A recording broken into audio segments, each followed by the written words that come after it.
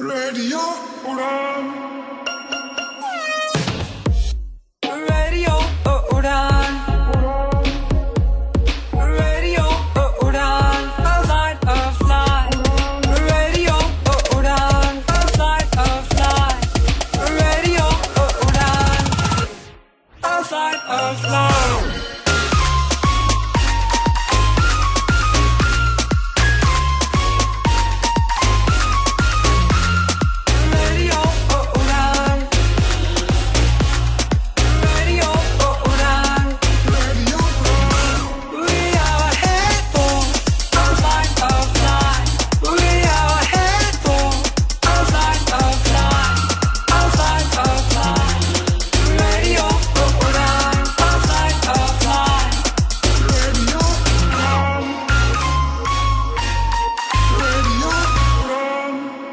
Listening to Radio Udan.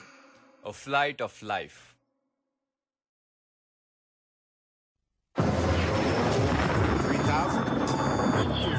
We're not getting any oxygen. We have the terrain alarm. Aero Crew 603. We are in an emergency.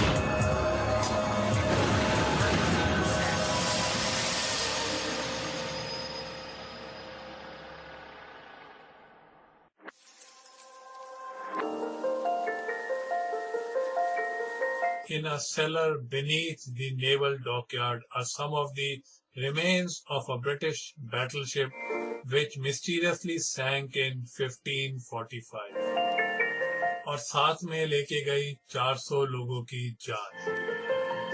वो जहाज किस तरह से डूबा has never been explained.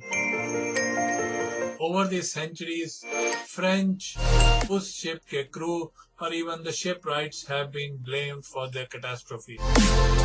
और अब archaeologist और साइंटिस्ट नए नए एविडेंस ढूंढ रहे हैं जिससे कि उस सवाल का जवाब मिल सके कि क्यों वो जहाज डूबा था।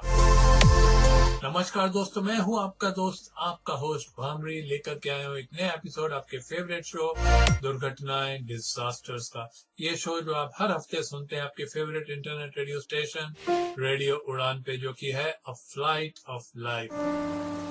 ये शो जिसमें हम हर हफ्ते चर्चा करते हैं, बात करते हैं इस धरती पे घटित अलग अलग समय पे अलग अलग दुर्घटनाएं डिजास्टर्स की।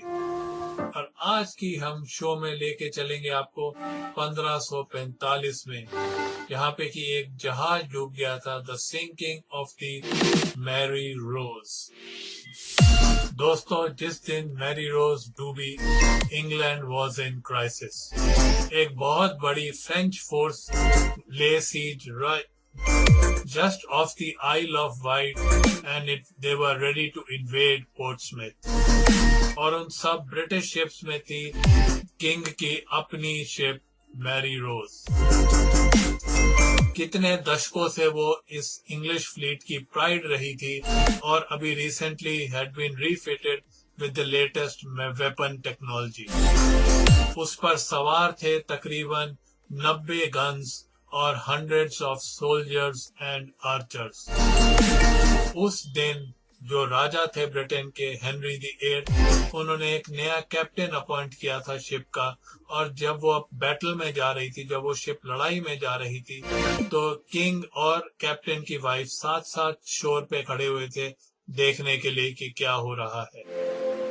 उसके बाद क्या हुआ वो एक मिस्ट्री थी जो कि अगले 450 साल तक रही। The loss of the Mary Rose was so shocking because wooden ships normally didn't sink. The biggest danger in wooden ships in battles at sea was fire and explosion, not sinking. This was dramatic, it was different, and it was terrifying. As sailors didn't learn to swim, the chance of survival was poor. This was unusual and shocking, so unusual and so shocking that it entered the national consciousness and was remembered. This was a real disaster. और जब British ships French से लड़ रही थी तो सब कुछ सही दिख रहा था। मैरी रोज ने भी अपनी पोर्ट साइड से कैनन फायर किए थे। And then it set the sails to come around so that it could fire cannons from its starboard side. लेकिन बगैर किसी वार्निंग के she kneeled over, capsized and sank. और साथ में लेके गई, जितने भी लोग उस पे सवार थे उन सबको साथ ही नीचे लेके गई। और साउथ सी कैसल में दिए नजारा देखते हुए जो राजा थे किंग हेनरी द 8th, वो कुछ नहीं कर पाए, सिर्फ वो देखते ही रह गए कि क्या हुआ उनकी शिप के साथ। It must have been one of the worst things that could happen to him. There is one of his major symbols of his own power. It's been, one of his favourite ships.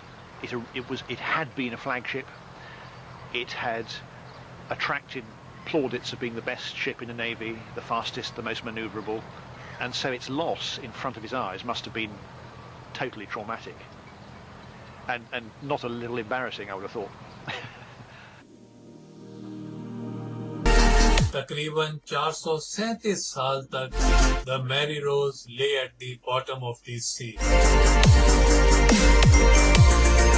जो उसके मास्ट थे, they had been ripped off by the earlier salvage operations, और जो उसका हल, आधा हल जो सिल्ट में नहीं धसा था, वो it had rotted away all these years. But by 1982, the largest archaeological maritime expedition tried to lift it out of the sea. With the future king watching, they tenderly brought the 16th century warship up to the surface. और अब सारी दुनिया आके उस जहाज the Mary रोज को देख सकती है। Her fragile timber are conserved chemically day in and day out. हर साल तकरीबन 250,000 लोग आते हैं उस जहाज को देखने के लिए जो कभी हेनरी द 8th को बिलोंग करता था। The raising of the Mary Rose has opened a new window in the 16th century. Mary Rose के जो रिमेन्स हैं, जो कि अब किनारे पे आ गए हैं, सतह पे आ गए हैं, उनसे शायद अब पता लग सके कि किस कारण से वो जहाज डूबा था। एक एक्सपर्ट्स की टीम बनाई गई है ये स्टडी करने के लिए कि आखिरकार उस दिन क्या हुआ था 1545 में, और इस टीम में मेंबर्स हैं शिप साइंस के एक्सपर्ट्स, आर्कियोलॉजिस्ट, नेवल हिस्टोरियंस और सी वॉरफेयर के एक्सपर्ट्स। और ये पहली इन्वेस्टिगेशन है जो कि इस जहाज के डूबने में कभी भी करी गई हो। जो सारे एक्सपर्ट्स हैं टीम में, वो अब डिसाइड करेंगे, जितनी भी थ्योरीज पुट फॉरवर्ड की गई उनको स्टडी करेंगे, उनको एग्जामिन करेंगे कि आखिरकार उस जहाज के साथ क्या हुआ था। एक थ्योरी को तो वो जल्दी से एग्जामिन कर लेंगे जिसके मुताबिक कि ये जहाज डूबा था, जो फ्रेंच शिप्स थी उससे उसके कैनन फायर्स की वजह से ये डूबा था। If we're looking for evidence of the French having struck the Mary Rose, in the hull itself we can't see anything. There are no big gaping holes where a French shot would have penetrated the hull. But we also had one gun that was situated, the second to the last gun on the starboard side, which appears to have suffered a glancing blow to one side of it, and it's quite a nasty dent. This is the one that may have been hit by the French, is it correct? Well, it certainly looks as though it's had a glancing blow of some sort, possibly, and also its muzzle foreshortened, and I don't know whether it's one episode or two episodes. And that's for you to tell me, really. The ballistic experts को बुलाया जाता है to check the suspect gun. So what's caused the irregular shape on one side? It's a very brittle failure. So it wouldn't have been hit by a shot from the French? I don't believe so. I think one would have expected to see some evidence of a spherical impression. There's certainly not that. It's rather puzzling, but this definitely isn't impact damage.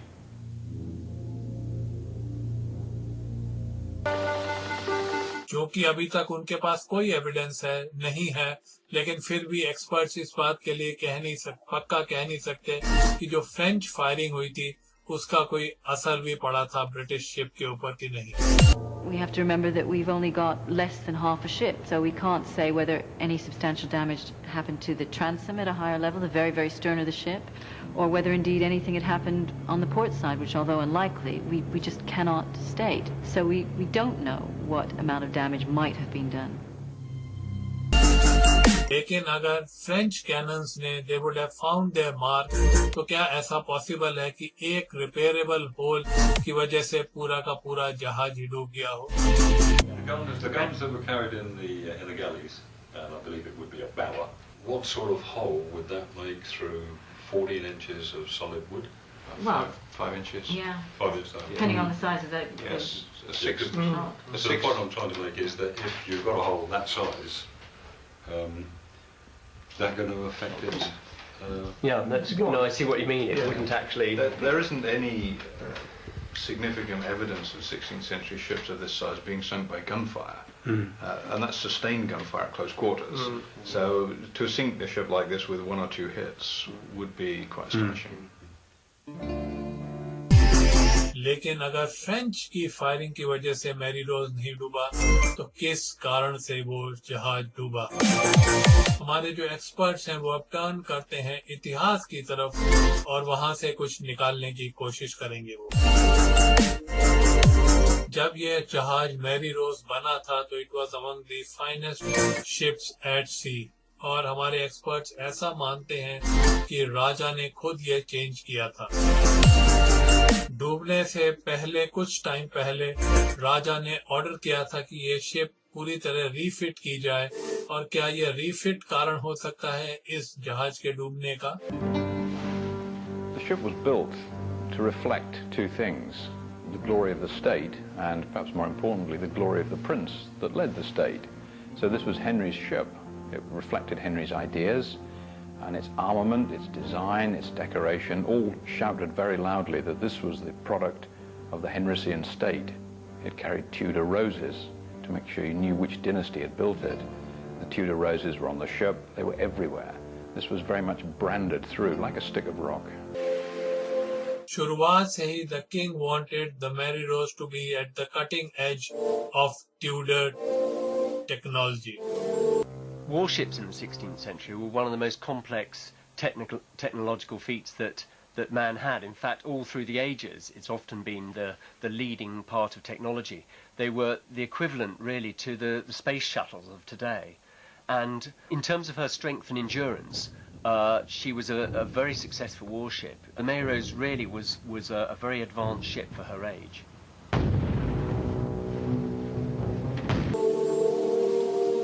डूबने के 30 साल पहले the Mary Rose had excelled itself in another battle with the French, और उस समय it was at the state of the art.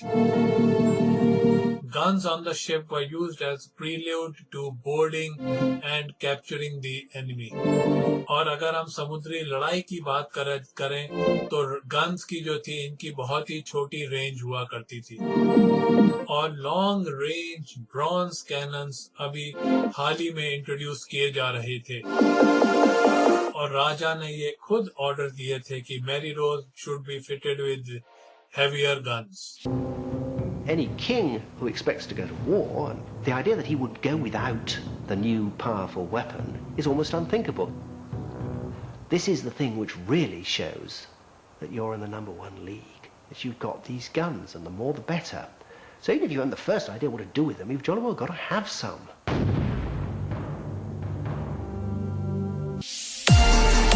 जब 1545 में ये जहाज डूबा तब इस जहाज पे फिटेड थे लेटेस्ट वेपन्स टेक्नोलॉजी। लेकिन क्या ऐसा भी पॉसिबल है कि ये जो नई गन्स फिट की जा रही थी उसकी वजह से शिप डैमेज हो गया था और यही कारण बाद में बना उसके डूबने में? The reconstruction completely reconfigures the ship. So the question then arises whether it was right to retrofit this new advanced technology into a ship that was verging on obsolescence and was by now 30 years old. Henry took that decision and went ahead rearming the ship. It was always going to be interesting to see how she performed. और अब ये जानने के लिए कि वाकई में इन guns का फिट करना रिस्पॉन्सिबल था शिप के डूबने में, एक्सपर्ट्स अब ये जानने की कोशिश कर रहे हैं कि जो एक्स्ट्रा वेट पड़ा होगा इस शिप पे ये गन्स की फिट करने के बाद, क्या उसी ने मैरी रोज के स्थिति बदल दी होगी? क्या इस वजह से शिप क्या स्टेबल रहा होगा? I conservative estimate for the change in ordnance between the Mary Rose as she first sailed during the First French War in 1512 and when she sank in 1545 is between 8 tons minimum and probably 20 tons, which is more likely. And that's quite a dramatic change. These new guns were affecting the Mary Rose. Keeping the ship upright and floating is a balancing act between gravity pulling down and buoyancy pushing up. To maintain this balance is a measure of ability as to how stable the ship is. To calculate the stability of the ship, the scientists needed the impact of the weight. जो ये नई guns refit करी गई थी उसके वजन का क्या इम्पैक्ट था इस जहाज पे, वो उन्हें जानना जरूरी था. The biggest problem we have with any ship at all is knowing where the whole of the weight of the ship acts. That's the centre of gravity. When you design a ship, you need to know the mass of everything on board, and hence you need to know the weight. And so modern techniques, we know how to make a ship stable. We know where the distribution of weight is on board. In the days of 1545 and before, they only had feel. That's the only thing they worked from. People knew about stability, but they didn't know how to calculate it. लेकिन क्या हो अगर ship के rights were wrong? Scientist अब ये जानने की कोशिश कर रहे थे कि जो ये नई गन्स रिफिट हुई थी जहाज पे, उसके वजह से जो वेट डिस्ट्रीब्यूशन था टोटल शिप के अक्रॉस, वो क्या उसे स्टेबिलिटी प्रदान कर रहा था कि नहीं कर रहा था. They started at the bottom of the sea. During the excavation, a great attention to detail was made to make sure that we know where all the objects come from. So we know which guns were in which position. We know how much shot was by each gun. And that is vital when we come to work out the loading pattern for the ship, because that is what plays such an important part in determining whether the ship was actually stable when she went to sea on that last day in 1545, or whether she was inherently unstable. 81A 2047. 11320. जो चीजें इस जहाज की available थी उनको पेन्सटेकनली वो experts वे कर रहे थे जिससे कि पता लगाया जा सके इस जहाज की सेंटर ऑफ ग्रेविटी कहाँ थी. आर्कियोलॉजिस्ट तो ये भी चाहते थे कि पूरे मैरी रोज का भी वजन ले लिया जाए, और क्या ये प्रूव कर पाएंगे वो कि जब ये जहाज फ्रेंच से लड़ने गया था उस दिन, तब it was highly unstable. In the initial build of the ship, we had the centre of gravity somewhere, and we've got that position there on the ship. And of course, when we do the rebuild in the 1530s, we're adding cannon up here, adding cannon there, we're adding cannon there. So consequently, the centre of gravity has risen. And that is actually something we didn't want. That makes the ship actually slightly unstable. Experts अब जान गए हैं कि उस दिन जो added wait था guns का, उसने शिप को काफी अनस्टेबल बना दिया था. लेकिन क्या ये एक्स्ट्रा 20 टन जो गन्स का वेट था उसी की वजह से जहाज डूबा था? और क्या ऐसा भी हो सकता है कुछ और भी फेटल चेंजेस किए थे किंग ने जिसकी वजह से ये जहाज डूबा? The evidence for the sequences of major rebuilding on the Mary Rose, in terms of documentary evidence, is a bit fuzzy. But we're beginning to see concrete evidence of structural replacements and repair in the actual archaeology and the timber evidence of the ship itself. Scientist अब बुलाते हैं एक डेंड्रोकोलॉजिस्ट को जो कि बताएगा जो लकड़ी यूज हुई थी उसकी उनकी डेट्स अगर वो बता पाए, और ये क्या ये पता लग सकता है एग्जामिनेशन के बाद कि कौन सा पार्ट रिफिट के दौरान फिर से लगाया गया था, और क्या उनको पूरी की पूरी मॉडिफिकेशन का पता लग सकता है जो कि करी गई होंगी इस जहाज पे to fit the new guns. उसके बाद एक्सपर्ट्स बता पाएंगे the impact of all that on its seaworthiness. It all depended on the wood samples with the proof they needed. I'm looking for the pattern of changing wide and narrow rings, and that pattern's unique to the time period that that tree grew in. Just recently, what we've found is rather exciting, because we found a frame which is a major element of the ship, for which the last ring of growth that I can find is 1540. So the tree must have been cut down after 1540, which of course is only a couple of years before the ship sank.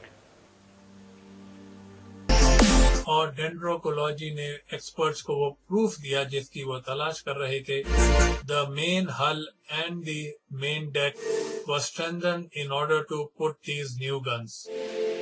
और दोस्तों, जो ये structural changes किए गए थे, उसका जो added wait था, ये सब मैरी रोज के खिलाफ जाएंगे in the upcoming battle. The implications for the handling of the Mary Rose, I think, are inescapable. This is part of a sequence of events that led the Mary Rose to be more unstable after this reconstruction. So I think we have to say that the refit has a lot to answer for. Fitting the new guns had readily altered the ship. King जो है कितने ही सौयों लोगों को भेज रहे होंगे इस ship पे लड़ाई करने के लिए, और वो शिप जो कि अब बिल्कुल भी सीवर्दी नहीं रह गया. लेकिन क्या ये चीजें जो एडेड वेट रीफिट के दौरान गई थी वही खाली रिस्पॉन्सिबल थे शिप के हील ओवर करने के लिए, या कुछ और फैक्टर्स भी और इंक्लूड करने पड़ेंगे? The implications for the handling of the Mary Rose, I think, are inescapable. This is part of a sequence of events that led the Mary Rose to be more unstable after this reconstruction. So I think we have to say that the refit has a lot to answer for. To know all these things, the experts now will have to look at the final day of the battle, the final hours of Mary Rose. ऐसा क्या कारण था कि जिससे जो राजा था, राजा की favourite ship, it heeled over and sank in the sea. Experts जो थे, जो फ्रेंच की कैनन थ्योरी थी, उससे ज्यादा कन्विंस नहीं लग रहे थे, और इस बात के भी ज्यादा सबूत नहीं मिले थे कि जो रीफिट हुआ था इस जहाज में, वो अकेला रिस्पॉन्सिबल है फॉर दिस कैटास्ट्रोफी. और अब एक्सपर्ट्स इस दिन की, जिस दिन की लड़ाई हुई थी, उसी दिन के ऊपर अपना सारा ध्यान केंद्रित करते हैं. One of the few clues as to what happened that day is kept in a house in Sussex. Sir Anthony Brown, one of the king's favorites and owner of the Cowdray House, had sent an artist to record this event and to adorn his house. लेकिन 1793 में वो घर और painting एक आग में नष्ट हो गई थी.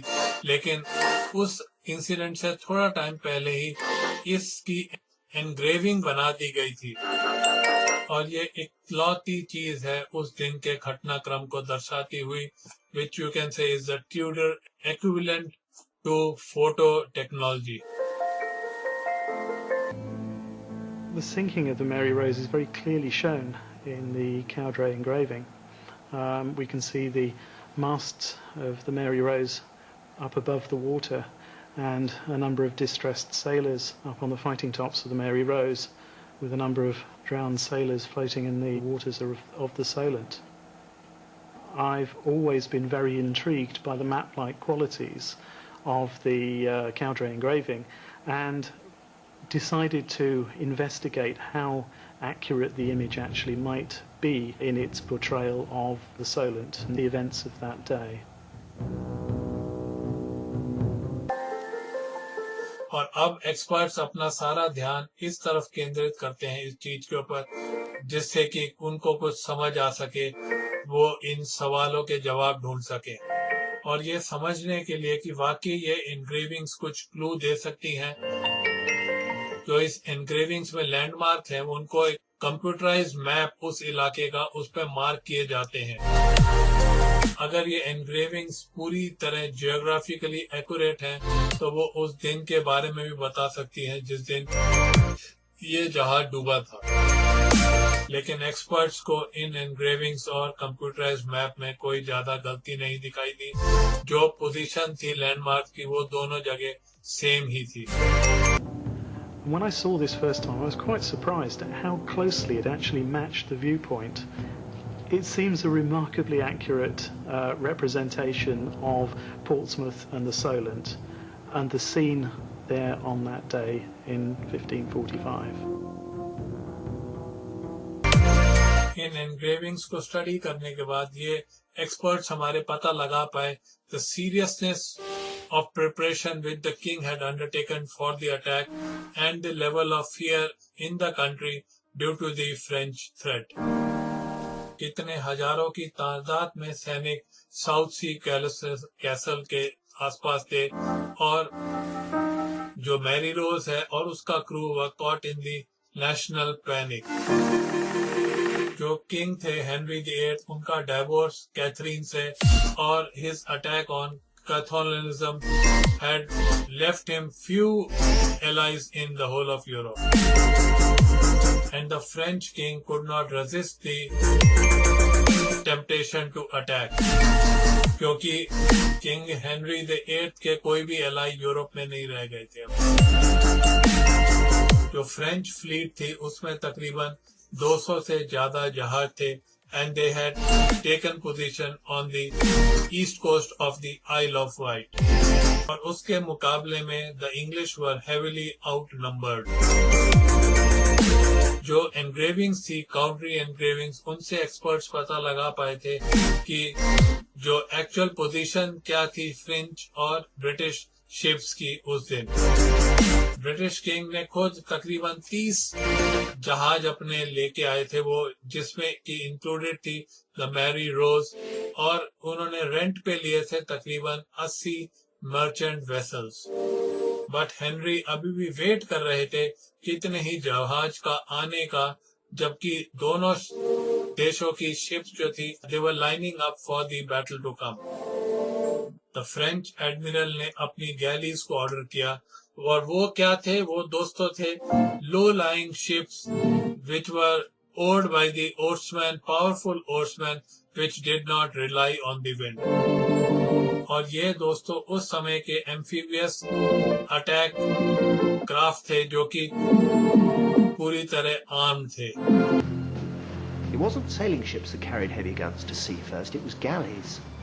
One big, heavy gun mounted in the eyes of the galley, steered by turning the whole ship, firing big stone shot. They'd had guns for a long time. You see, they'd had guns for 150 years at sea. Lots of them. But they were man-killing guns. They were basically just a noisier kind of crossbow. But once you get the galleys taking these heavy guns to sea, then it starts changing everybody's calculations. The Mary Rose was going to sea in an atmosphere of fear and tension. She was facing a very powerful enemy with untried technology. क्या Mary रोज इतनी ताकतवर थी for the challenge, या उसके जो officers और crew जो inexperience थे वो भी रिस्पॉन्सिबल थे उसके डूबने में? There cannot have been any officer on the English side, almost certainly, who had ever commanded a big ship with a significant battery of heavy guns in action before. There cannot have been very many who had ever been fought galleys with ships before. It was all very new. Mary Rose जो थी पहली ship थी to attack and to leave the harbour. उसने अपनी port side से cannon fire किया था और उसके बाद वो ऐसा मैन्यूवर करने की कोशिश कर रही थी which was its undoing. अगर वो स्टारबोर्ड साइड से फायर करती तो उन्होंने अपने मैरी रोज ने अपने सेल्स को चेंज किया and she started taking the turn which was its undoing. The ship is in a complicated situation. It's under fire from dangerous opponents with heavy artillery. It's maneuvering and it's trying to reload as it's going. And they're trying to combine all of this into an effective response to a clear and pressing danger that the French will not only defeat them, but will come into Portsmouth Harbour and burn the city and the fleet. As the ship turned, it began to heel further and further. And उसके बाद वो capsize होने लगी. In the stress of battle, had the Mary Rose made a fatal mistake? और क्या उसके crew ने अपनी ही जहाज को डुबो दिया था? इस जहाज के जो रिकॉर्ड अवेलेबल हैं उससे पता लगता है कि देर वर सिर्फ 25 लोग जो कि सरवाइव किए थे इस ट्रेजेडी को। कितने ही सौयों क्रू मैन और ऑफिसर्स इस मिनटों में ही अपनी जान खो बैठे थे इस जहाज के डूबने पे। सर जॉर्ज करू, the senior officer on the Mary Rose, had been appointed Vice Admiral by Henry VIII a few hours before the ship sank.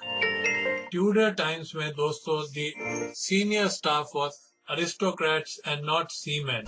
वो डिपेंड करते थे अपने मास्टर और बोसम के ऊपर शिप को चलाने के लिए। सर जॉर्ज करू के भाई ने लिखा था कि जहाज डूबने के उसी दिन सर जॉर्ज ने एक दूसरे शिप के कैप्टन को बताया था कि उनका जो क्रू है बहुत ही अनरूली है और वो इसको कंट्रोल नहीं कर पाएंगे। Presumably, the intention was to exonerate George Carew from mishandling the ship, to try and blame somebody else for it at the time. There's no corroboration of that, and since Carew himself was drowned in the sinking of the ship, it's not surprising that there's no corroboration. Nobody else heard this remark as far as I know. I think one just has to treat that with a pinch of salt. कितनी सदियों से ये धारणा चली आ रही है कि Mary रोज का क्रू जो है था उसी ने वो ही रिस्पॉन्सिबल थे इस जहाज के डूबने में। कई थ्योरीज जो पुट फॉरवर्ड किया गई हैं उनमें के उनके मुताबिक कि क्रू ने म्यूटिनी कर दी थी, बगावत कर दी थी, या क्रू ने एक रात पहले इतनी शराब पी ली थी कि वो अगले दिन ऑर्डर को ओबे करने के स्थिति में ही नहीं थे। Indiscipline doesn't just mean the mariners, it could mean the captain. But the English account suggests, doesn't so much suggest that Carew's at fault, but the Carew account suggests that it's his men at fault, isn't it? That's a Carew account. These are gentlemen officers who are overruling the opinion of the ship's masters, the professionals, and engaging a disciplined enemy in an indisciplined way. So this indisciplined thing may well not be Carew having a problem with his mariners. It may be Carew's indiscipline, which has placed the ship in a dangerous situation, a militarily dangerous situation. और क्या ऐसा भी हो सकता है कि crew उस जहाज का अनरूली ना रहा हो, जबकि हो सकता है वाइस एडमिरल जो है उस जहाज का वो ही अनरूली हो? क्या ऐसा भी हो सकता है कि जो शिप का कमांड था वही कमजोर था और उसी की वजह से जहाज डूबा हो? तो मैरी रोज डूब गया था जबकि वो टर्न ले रहा था to fire from its starboard side. और क्या ऐसा भी हो सकता है कि इस जहाज में पानी आ गया हो किसी तरह जब वो टर्न कर रही थी? जो हमारे एक्सपर्ट्स हैं उनका ऐसा मानना है कि ऐसा भी हो सकता है। एक्सपर्ट्स का ऐसा भी मानना है कि जब किंग्स का रीफिट हो रहा था तो उसके दौरान गन पोर्ट्स जो है शिप के दोनों साइड में और नीचे की तरफ काटे गए हों, और क्या वही गलती कारण बनी शिप के डूबने में?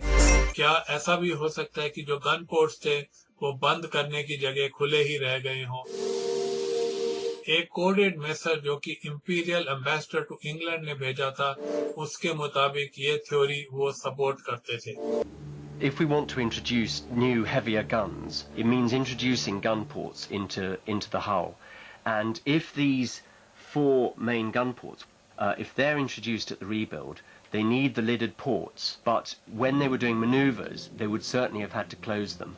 Leaving them open before one of the manoeuvres would certainly have been a very bad mistake. Had that mistake caused the sinking? Had the gun ports been left open? उन्होंने एक सर्वाइवर का interview लिया था और कुछ ही दिनों में जो उनकी सीक्रेट रिपोर्ट थी उसको डीकोड किया गया था for his majesty Charles the fifth. और इस रिपोर्ट के मुताबिक उस सर्वाइवर ने बताया था कि उसके जो मैरी रोज के गन पोर्ट हैं वो खुले रह गए थे as it was making the turn, और जब वो हील ओवर हुई तो शिप में पानी भर गया था When the archaeologists recovered the Mary Rose, उन्होंने ऐसे पाया कि जितने भी गन पोर्ट्स थे उनके ऊपर ढक्कन लगे हुए थे, लेकिन वो ढक्कन जो थे वो खुले हुए थे। तो क्या ऐसा भी हो सकता है कि ये डूबने से पहले ही खुले के खुले रह गए हों?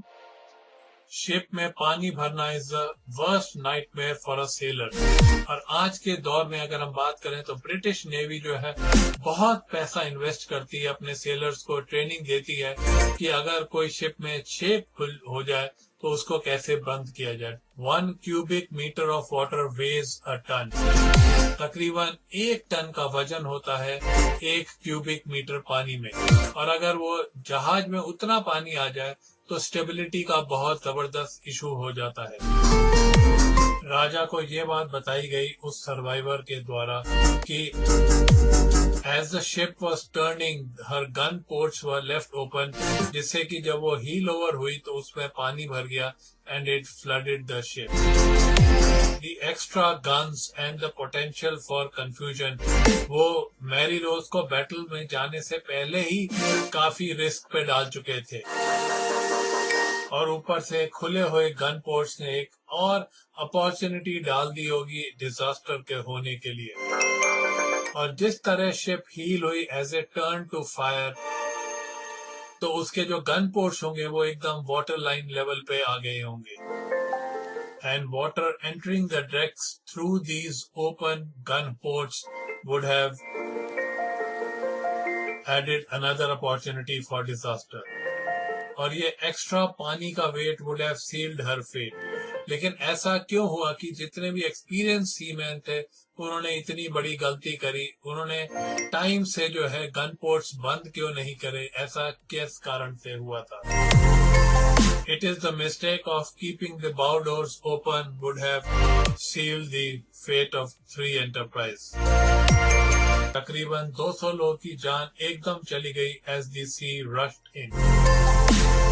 और जैसा एक शिप के साथ आधे मिलेनियम पहले भी हुआ था, the sailors of the Mary Rose would forgot to close the open gun ports.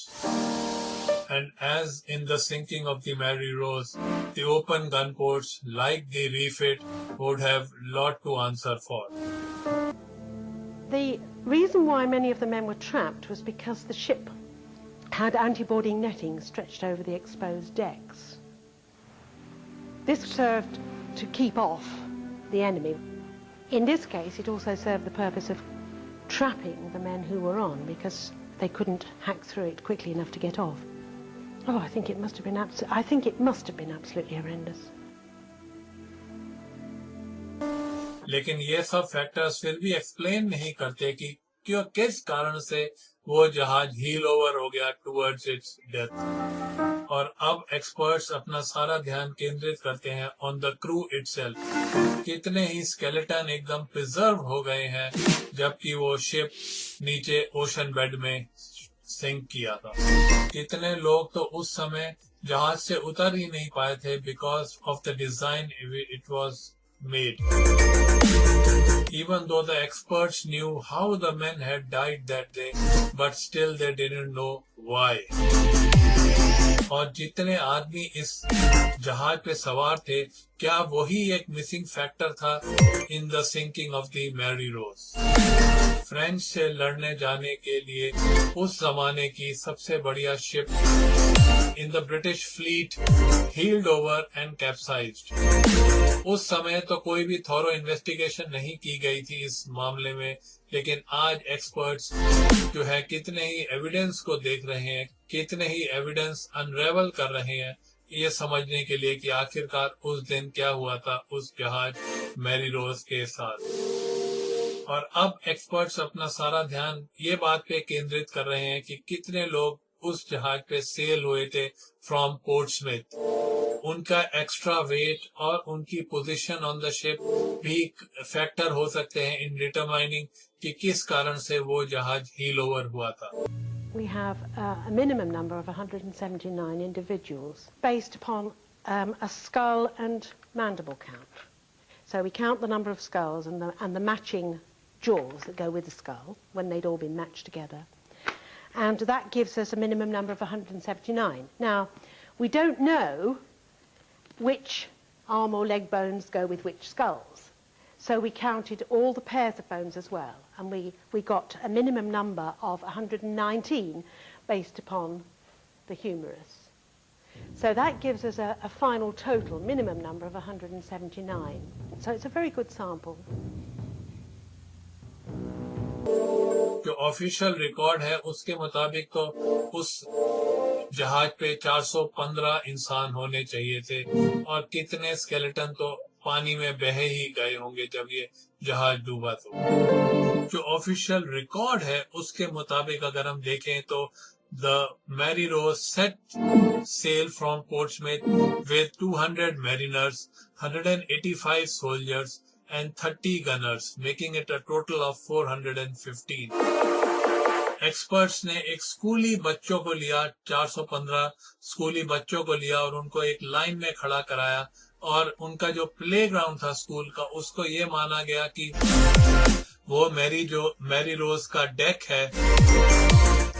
और फिर जब as the ship was about to turn उनकी जो रिलेटिव पोजीशंस हुई होंगी, क्या वो भी एक फैक्टर हो सकता है कि जिस कारण से वो जहाज एकदम हील ओवर हो गया।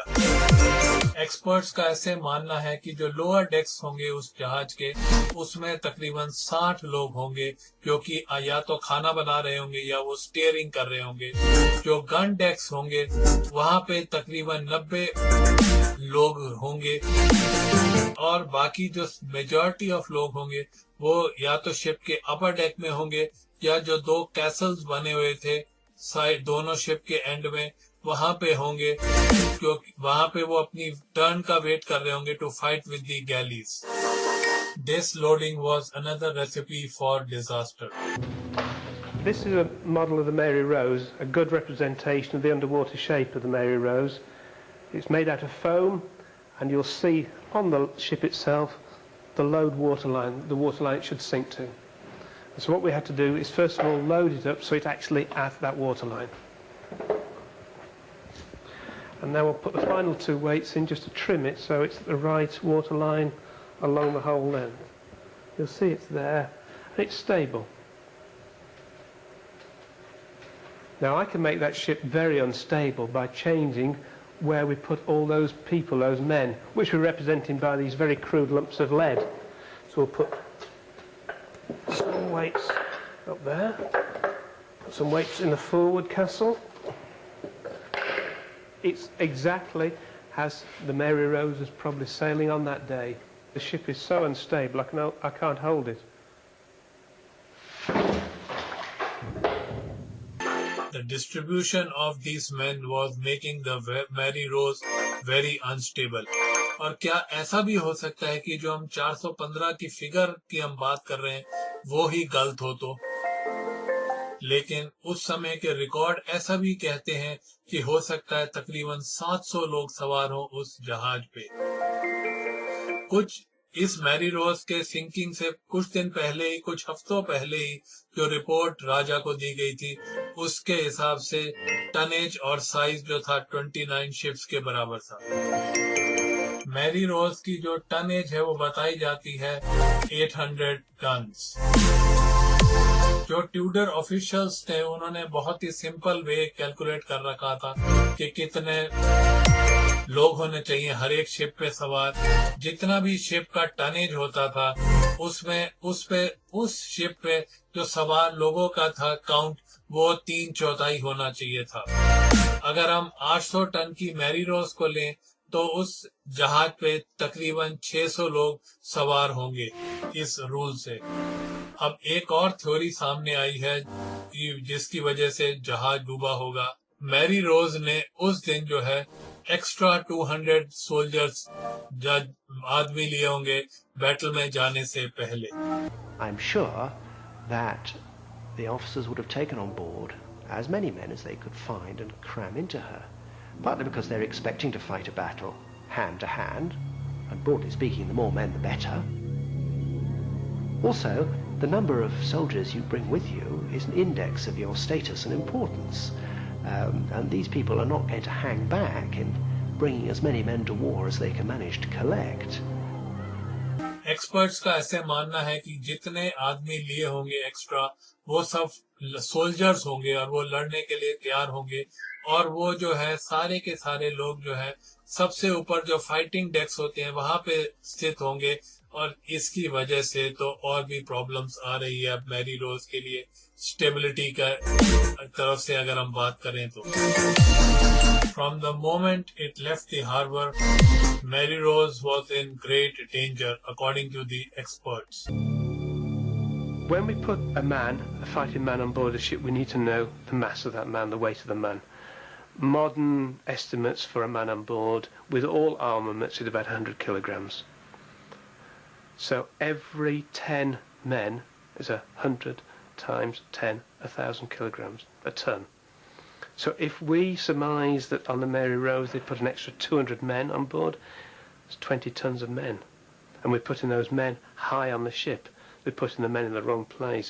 There's nothing to counteract them down below. 20 tons, of course, acts to sink the ship down as well at the same time. So we're doing two things. One, we're putting the centre of gravity higher. We're also sinking the ship down. Consequently, the gap between the guns, the gun port, and the waterline reduced. And also, we've made it a bit more unstable. Pushing her down because of the extra guns and the extra men on board the ship. और दूसरे उसके जो gun ports होंगे वो भी एकदम खुले हुए होंगे और जब शिप ने हील ओवर करना शुरू किया तो फिर तो कोई भी नहीं उसे बचा सकता था. एक्सपर्ट्स के दिमाग में एक फाइनल क्वेश्चन था कि what made the Mary Rose heel so far. और उस सर्वाइवर से जो बात की गई थी उसके बाद तो एक और थ्योरी सामने आ जाती है एक्सपर्ट्स के. और क्या ऐसा भी हो सकता है कि the final nail in the coffin would have been the gust of wind which started flowing when the Mary Rose started to heel over. Vanderdelft claimed, who was the Imperial ambassador, claims to have spoken to a survivor who said that precise moment a gust of wind which had not been anticipated suddenly caught the ship, causing it to heel a little further than it would normally have done. Combination of the sharp turn, the open gun ports, the extra weight in the castles, and the sudden gust of wind just critically upset the balance of the ship sufficiently to cause the water to start to come in.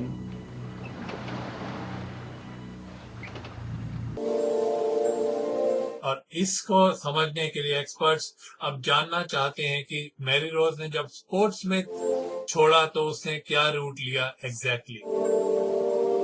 जो engraving से जो root था वो उसको पहले तो वो क्या सुपर इम्पोज किया गया on the modern sea chart of that area और उसके बाद उसको जो है ट्रांसफर किया गया एक 16th सेंचुरी सी मैप के ऊपर. और उसके बाद एक्सपर्ट्स ये देख पाए कि मैरी रोज ने कौन सा रूट लिया था to confront with the French galleys. अब एक्सपर्ट्स के पास था direction which Mary Rose took and जब वो टर्न कर रही थी तो हवा का डायरेक्शन भी एक्सपर्ट्स को पता लग गया था. Given that there was a northerly breeze blowing, the crew would have been told to prepare to change course and to adjust the sails accordingly. Using a modern sailing boat, experts अब ये दिखाने की कोशिश कर रहे हैं कि जब वो शिप ने फाइनल टर्न लिया होगा तो किस तरह से उसके ऊपर प्रभाव पड़ा होगा हवा का. This would have created quite a considerable heel, more than we've actually done today, because the battle stability wasn't as good as this one. But the gunnels are nearly awash here, so certainly at this angle of heel, the water going into the gun ports would have finally caused the vessel to literally slide under the water. What the evidence is showing is that by the time it sinks in 1545, enough things have happened for it not really to be the same ship. So, and Sure. the various things that have actually increased the Yeah. centre of gravity Yeah. have effectively reduced the margin for error. It's quite Yes, colourful centre of gravity. I think that's a very good way of putting it, in fact. It's reduced the margin for error. The accident is a consequence of the complex of circumstances within which he finds herself and the dangerous condition of the ship. Everything that could go wrong has ended up going wrong, and it happens right here at this moment under these circumstances, and that's why she sinks there and then. Experts का ऐसा मानना है कि सिर्फ एक factor नहीं था, कई सारे फैक्टर्स इन्वॉल्व थे जिसकी वजह से वो जहाज डूबा। एक तो किंग का जो रीफिट कराया गया था और एक्स्ट्रा मैन जो थे उस जहाज पे सवार, उनकी वजह से भी जब वो शिप टर्न ले रहा होगा, उसके बाद जो उसके गन पोर्ट्स खुले रह गए थे वो उसने भी ऐड किया उसके सिंकिंग में। और एक और खतरनाक बात जो हो रही थी उस जहाज के साथ, जितना भी एक्स्ट्रा वेट उस जहाज पे था उसकी वजह से जो गन पोर्ट्स हैं और नीचे समुद्र का जो पानी है उनके बीच में दूरी भी कम होती जा रही थी with the extra weight on that ship. And finally, in the confusion of fighting a new kind of sea battle for which the officers and the men were not trained, और वो थी हवा का झोंका, जो हवा चलनी शुरू हो गई थी, वो ऊपर वाले की देन थी उस ट्रेजेडी में। और जो फाइनल स्टेज ऑफ इन्वेस्टिगेशन था वो ये था कि जितनी भी थ्योरीज पुट फॉरवर्ड की गई हैं एक्सपर्ट्स द्वारा, उनको एक टेस्ट में डालना, टेस्ट करना उन थ्योरीज का। Are you happy with that one? They actually look quite high above the waterline there, don't they? Well, I mean, that's the waterline, yeah. As you say, John, that, you know, heeling it over, what, 15 degrees? About 15 degrees, this ship would start flooding through the gun ports. The total weight inside the ship has to be the displacement of the ship at the scale we're dealing with, which is about 25 kilos. The scale of the model, you've got 30 scale, Alan? Yes, yes, that's right. Yeah, 1 to 30, yeah. 1 to 30. So we have to make sure we have a 30th scale weight, and that's not just 30th scale, it's 30th cubed, because the way it works. 91 guns in total. This is a culverin from the bow, so that's a bronze muzzle loading gun. And then we have one of the 12 port pieces, which go in at the gun port on the main deck. These weigh about a ton on their carriages, and then another 200 kilos for the breeches. The demi-culverin in the stern here, which is another bronze muzzle loader. It's only the main deck guns put on. Once you get the upper deck ones, which then the 30 swivel guns on top, she's going to be, as they say, bristling with guns, I think. Got it.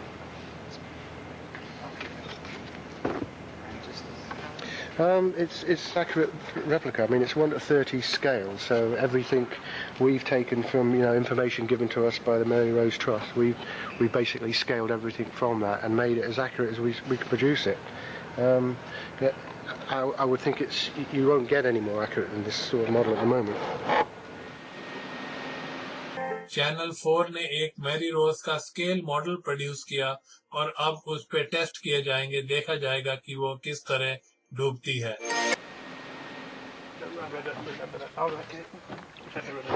Okay, keep going forward. That's it. Down. और ये पहली बार है जबकि हमारे experts ये देख पा रहे हैं मैरी रोज को वो किस तरह दिखती थी किंग हेनरी VIII के टाइम में। I can wait for the wind to get up to speed and then we'll let it go.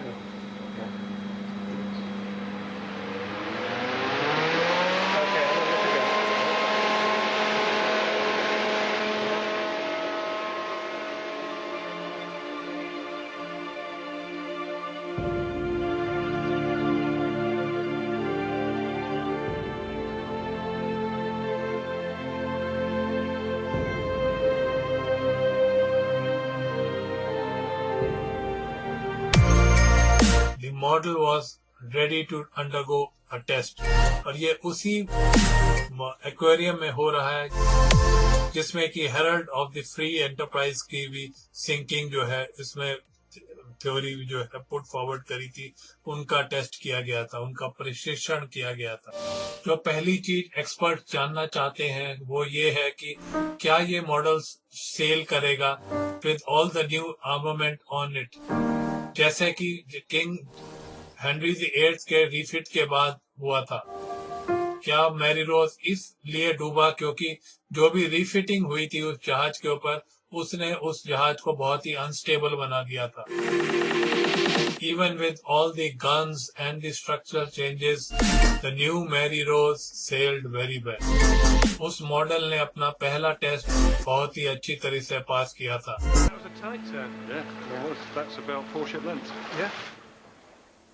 लेकिन अब क्या होगा जब वो टर्न करेगी, ये जहाज टर्न करेगा तो क्या होगा, जितनी भी उसके ऊपर गन्स लगी हुई थी और गन पोर्ट्स खुले हुए थे, क्या कुछ यही कारण होगा इसको डुबोने के लिए?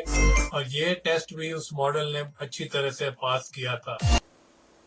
Right, what we've got now is the extra men that were on board. We've been put on board for the 1545 skirmish. We'll put them up here because they were army. They were on the top because they were going to be fighting. Put some back here because there was space for them. We've got to find the space for 185 men in total, making a total of 415 plus 185, 600 men.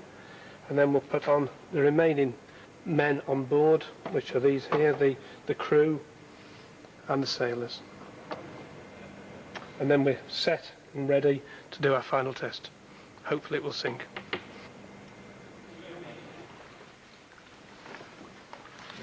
Going forward, forward, forward, that's it, down. जो उसकी guns थी on the open gun port still were not able to sink the ship. लेकिन अभी और भी काफी कुछ आना बाकी रह गया था। वो थ्योरी भी थी of carrying extra soldiers for the battle. ये ऐसा ही प्रतीत हो रहा है कि जैसे उस दिन मैरी रोज रही होगी लड़ाई पे जाने से पहले। एक्स्ट्रा मैन जो कि सबसे ऊपर होंगे जहाज के ऊपर, और ओपन गन पोर्ट्स और सारी गन्स। अब सिर्फ हवा चाहिए थी जो कि बहे उस समय। अगर ये मॉडल डूब जाता है तो जो थ्योरी एक्सपर्ट्स ने पुट फॉरवर्ड करी थी दे वुड बी वैलिडेटेड। अगर नहीं डूबता तो जो 450 साल से मिस्ट्री एक बनी हुई है इस शिप को लेके, वो फिर से आगे भी कंटिन्यू करेगी। What finally sank the Mary Rose in the end? It was a combination of King's arrogance and a gust of wind. King ने इतने रिफिट के दौरान इतने चेंजेस कराए थे कि वो शिप एकदम डिफॉर्म हो गया था और वो एक नॉर्मल वेदर का झोंका भी संभाल नहीं पाया, हवा का झोंका भी संभाल नहीं पाया। मैरी रोज के डूबने के कुछ टाइम बाद ही किंग हेनरी VIII डाइड, और उसके बाद तो क्या हुआ, ये जहाज बिल्कुल ऑब्सक्योरिटी में चला गया और राजा एक लेजेंड बन के रह गया। और अब कितने करीब 450 साल के बाद में बताया जा सकता है कि मैरी रोज किस कारण से डूबी। That was the last in the current series. A selection of the Secrets of the Dead mysteries are now available as a Channel 4 book, priced $16.99. Next up, A Blaze of Destruction follows the terrible two of Twin Town in the Monday night movie. तो दोस्तों इसी के साथ खत्म होता है हमारा आज का एपिसोड आपके फेवरेट शो दुर्घटनाएं डिजास्टर्स का, जिसे आप सुन रहे थे और सुनते हो भी हर हफ्ते आपके favourite internet radio station radio उड़ान पे, जो कि है अ फ्लाइट ऑफ लाइफ।